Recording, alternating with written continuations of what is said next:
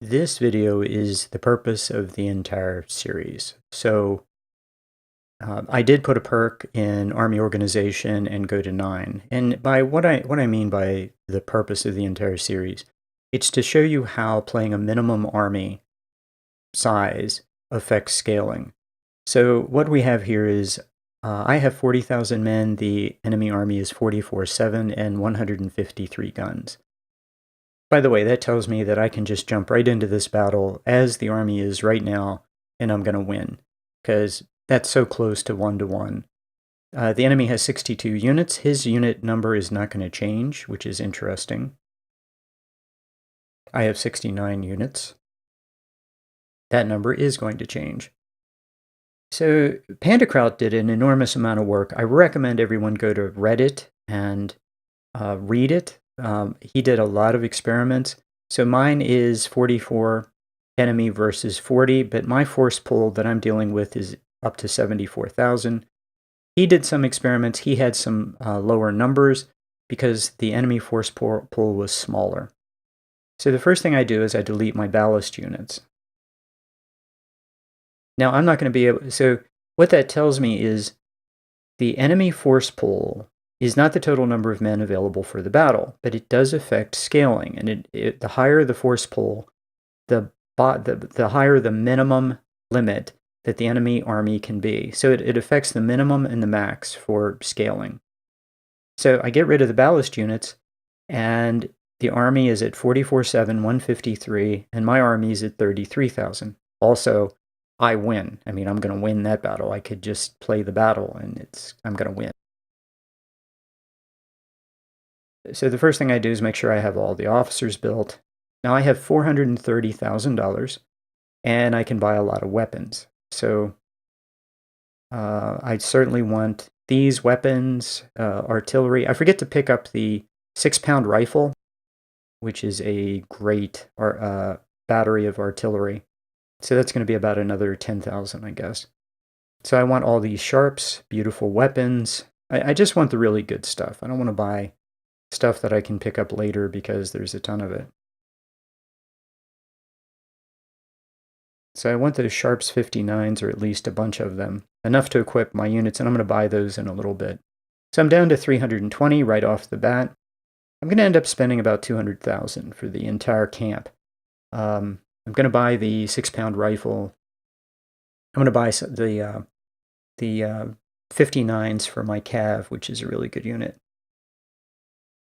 So I have these 2-star generals in my army. I need to move them around. I did put McClellan and the Avatar in with the Parrots for the last battle to get a little bit of experience, but okay, that's fine. So I put my Avatar. He's a really good officer, but I don't like his perks at all. So I put him in charge of 3rd Corps for right now. But when I get to the end of this, I change my mind. He moves to 1st Division Commander. I just don't like the perks he has. So I just get rid of him, and I move another 2-star general into 3rd Corps.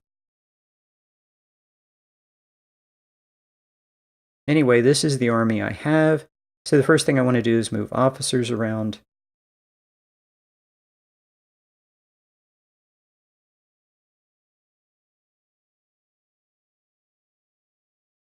And this is pretty typical what I do. I will move officers around to make sure that my division commanders are the best possible. That command bonus is really important. And you know, I really push that hard because you can lose a ton of efficiency by having poor commanders or commanders in the wrong place. Yeah, I upgrade weapons and fill out units, for example, and I tend to go with cav and snipers first, and then artillery, and then infantry. But it's a balancing act. And of course, cav is going to cost you some money. But what I want to have for Antietam is I want to have more cav. I want to start building a cav divisions. I like to put my cav in my 4th division so that when you click on 4th Division, you get all cav and you can just charge with the entire division. It's really an efficient way to do it. It doesn't always work out that way, but it really makes it easy to move your cav around by putting them all in one division. So anyway, I've noticed that Aetius will put his skirmishers in one division so he can move his skirmishers around easily. So you have to figure out what works for you. I like to spread my skirmishers, my snipers out, and my artillery out among my divisions, but I like my cav in 4th Division.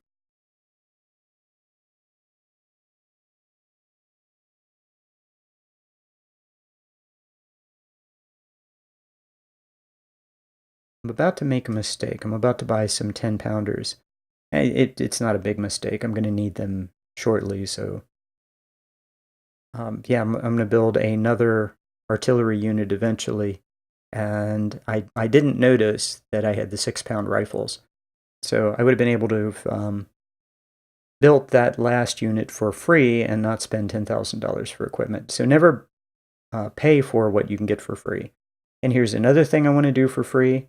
Now that I've moved my officers around, I can start filling out units, and I can fill out that unit for free.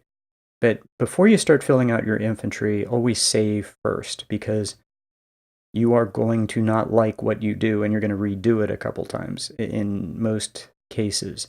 The first time will not be the right answer, and you're going to change your mind. So highly recommend, before you start putting people in, especially to infantry units, save. That's a whole lot easier than starting over from the beginning. So anyway, I got First Corps up to between 12 and 1300 every unit, and now I'm pushing these guys up. I have a ton of 1855s, mainly because my units are half size. I have a lot of good weapons, so 1855s as far as I can stretch them across my units, and then push everybody up to between 12 and 13. And you'll notice I'm not hitting exactly 1250. I don't care about hitting that. What I'm interested in is that I'm paying attention to efficiency and any red that shows up on the bar when I add raw recruits. So I'm really interested in, when does efficiency start to drop? So if I can get a few more men in there with no loss to efficiency, great. So, and never lose a star. I mean, I'm just never going to lose a unit perk. This costs almost nothing. These are brand new units that just got their star. These are the greenest units in my army. So I will push them down as far as possible. And really, I could stop there. So, but if I wanted to add a few more, the cost would be nominal. So yeah, and they have 1-star units with 1855s. It's a great day.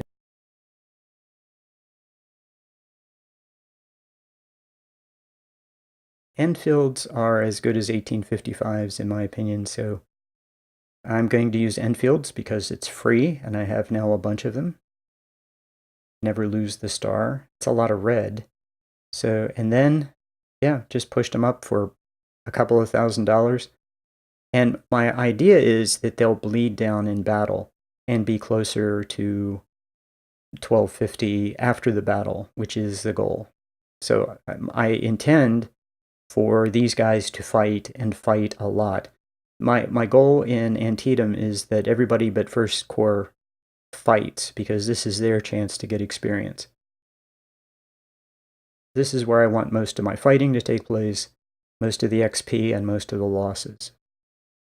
I want First Corps to fight as little as possible, and there's actually going to be a point in the Battle of Antietam where First Corps just takes a seat on the sideline and lets everybody else fight. The only thing I regret is that they didn't do even more fighting. So 2nd Division is going to show up at the bridge, at Antietam Bridge. It turns out they don't have much to do. I put too many men in these units. My goal is for them to fight and bleed down to 1200 or less. But to get their first star, But as usual, the enemy doesn't push across the bridge, and there's no fighting. And all this does is drive up scaling, as you're about to see. So that's the one mistake I make in this, is I wasted money here. I'd been better off if I made them, well, 1,000 or even 500. And yeah, that would have been fine. If I made them 1,000, that'd be 1,200 less. That would drop scaling 1,200, because I am at the scaling point, as you're about to see. I've managed to hit the scaling point. So I'm taking a look at any weapons I might have. Here's where I spend some money. And yeah, I spend almost $7,700. I didn't need, that was a waste of money. That's $7,700 wasted, because I didn't notice I had the 6-pound rifles in inventory, which then I could have passed down free weapons to this unit, which is what I should have done. Every time you create a green unit, try to put free weapons in there, because your goal is just for them to get their first star, because they're going to be inefficient until they get a star. So the enemy went up to 45.7. I went up to 44.9, so I went up, maybe 1,000, over 1,000. He went up, the enemy went up a bit. I decide that I'm pretty happy with this, but the enemy is going to get mostly it's going to be 2 stars. The units I'm about to see are 2 stars. So a couple of green units is not worth a couple of, 1,500 more enemy at 2 stars. So that was not a good decision. I would do that differently. So this is just a test. I am creating ballast units and creating a couple thousand, and you see this goes up a couple thousand. So he went up from 45 to 47, and of course that's a very bad idea. Now I notice I have the 6-pound rifles, which is a great weapon. Highly recommend buying it. So we're going to put this in. The 6-pound rifle is better than the 10-pounder. 10-pounder is a very good weapon. And I now have outstanding weapons all the way through 1st and 2nd Corps. So 3rd Corps is starting to build their artillery army. That's terrific.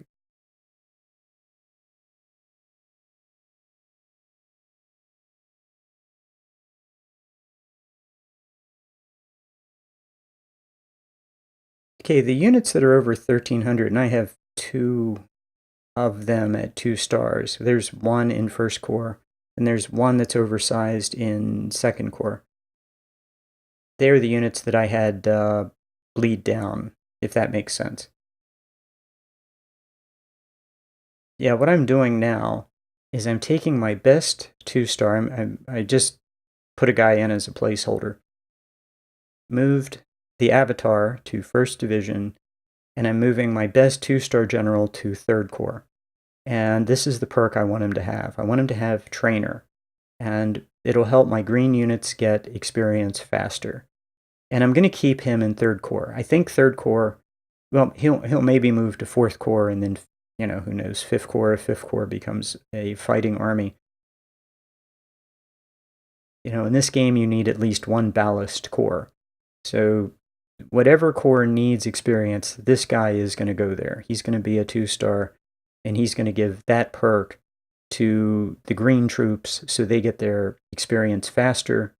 And then the other 2 corps, it's going to be movement for the movement speed bonus and the infantry perk, because that's what we're focusing on. So the thing that's different about this guy, he's always going to be where the greenest troops are to get them experience faster in the grand battles. And I'm really happy with this army. You can see where it is. 1st and 2nd Corps is pretty much built. I need a couple more infantry or cav going forward to fill out 4th Division, but my infantry and artillery are in place. The weapons are great. Harper's Ferries, 24-pound howitzers, 20 Parrots, ready for Antietam, and this is going to be fun.